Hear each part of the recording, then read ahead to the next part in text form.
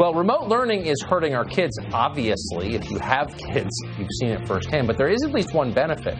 Some of the more demented things that teachers are imposing on our children have been caught on video. Just last week, a teacher kicked a kid out of virtual class for praising the sitting president of the United States.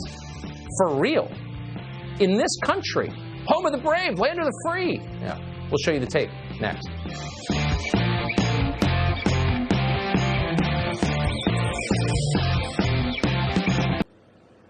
Well, on Friday, the day that Donald Trump announced he had the coronavirus, a middle school teacher in Tacoma, Washington, a beautiful place that used to be pretty reasonable, asked his students a question. The teacher, is a man called Brendan Stanton, wanted to know whom they admired.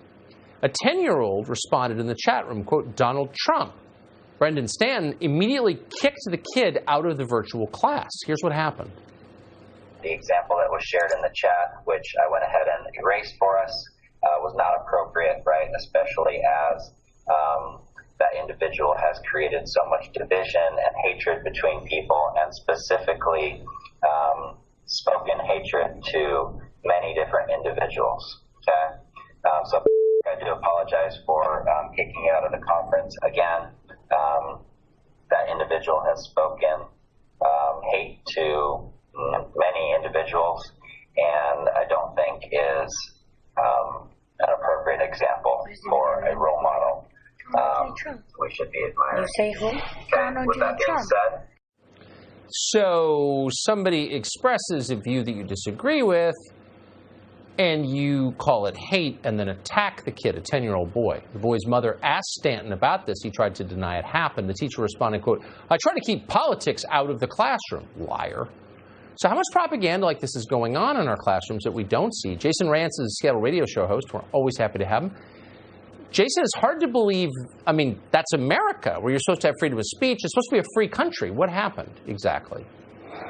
What happens in Tacoma is happening all across the country. This isn't happening in a bubble. And right now, I think a lot of people are learning about it because of the remote learning situation. In this case, the parent happened to be there and decided to film it, thankfully. And of course, when she called the professor or the middle school teacher out over the phone, as you said, he denied it. But then she said, actually, I've got it on video.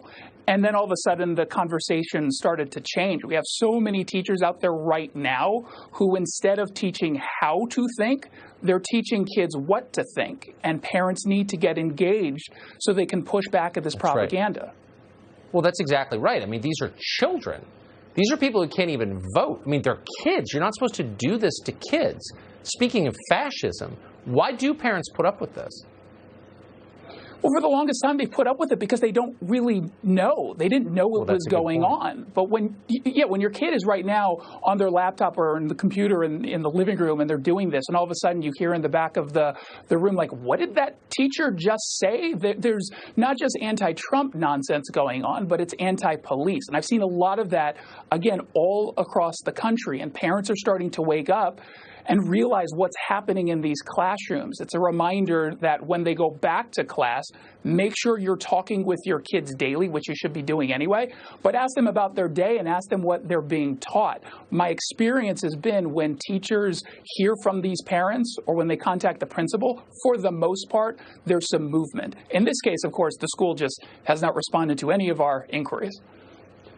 I said that so judgmentally. Why do parents put up this? But I think about it. I mean, I've got children, and I've certainly put up with a lot of it, actually, over the years. And that was a huge mistake.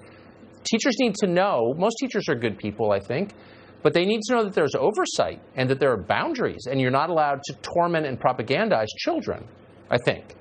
Don't you? Yes, set the boundaries quickly, and I think that when you are clear with the expectations coming from these parents, I think the teachers, for the most part, because I agree with you, the vast majority of teachers are good people, and that is not their intent to propagandize. But even sometimes they don't realize what they're doing, and so you got to make sure that they know that you're watching everything that they're doing. And of course, you can have conversations about issues with kids who are of age, but when a 10-year-old is saying they support Trump, maybe we should encourage more of that.